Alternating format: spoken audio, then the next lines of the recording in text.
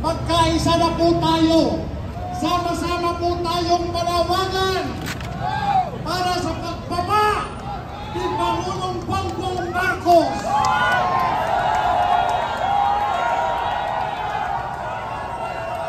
Tama na! Sobra na!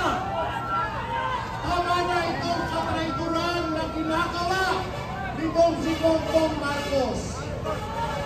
Ba't mo na kaming paglakuan? Pinutol mo na kami noong 2022. Pati ba naman ngayon, puputulin mo pa rin kami? Mga kapatid, huwag mo tayong mag-alala sa ating mga kapulisan sapagkat kasama natin yan! Mahirap ang sitwasyon nila ngayon. Pero, nandyan po sila upang tayo ay pattubayan.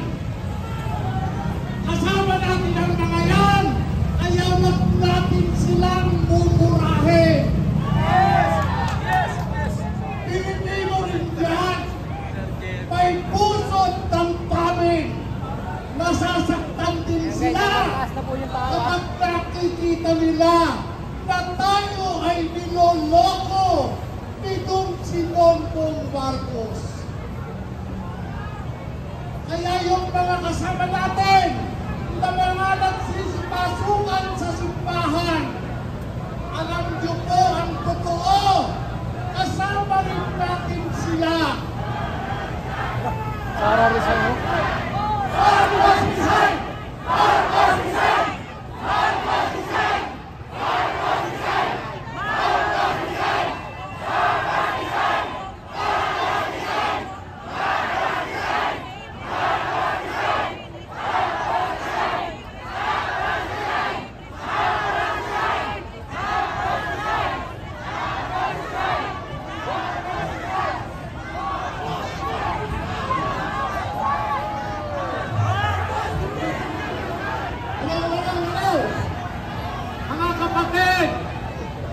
Si General Torre ay dati kong kasama. Si General Torre ay instructor ko sa intelligence. Nakasama ko siya sa PNP Narcotics Group. Magkamami kami dati. General Torre! Lords! Pumunta ka dito! Pumunta ka dito, Torre!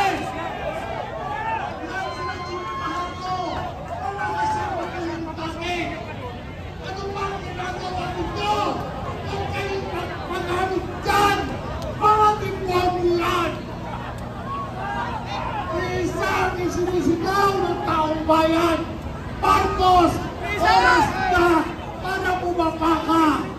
Sabay-sabay, Marcos, resign! Marcos, resign! Marcos, resign!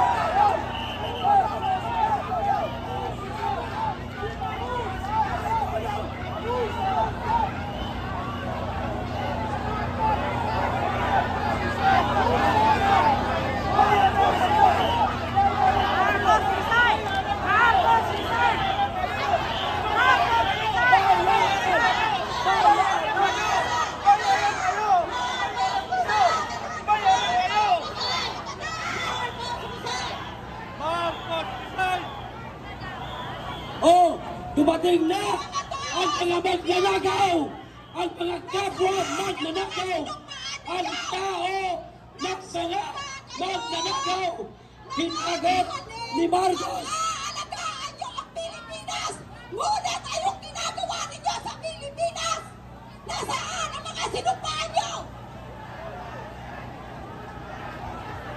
Si Marcos naghagot ng maraming kaalyado. Natatakot na si Marcos, mga kababayan. Kunwari, meron siyang taga-suporta ng mga anti-corruption, pero hindi nila alam ang ipinagtatanggol nila. Siya ang tunay na magnanakaw. Damahay na lang ang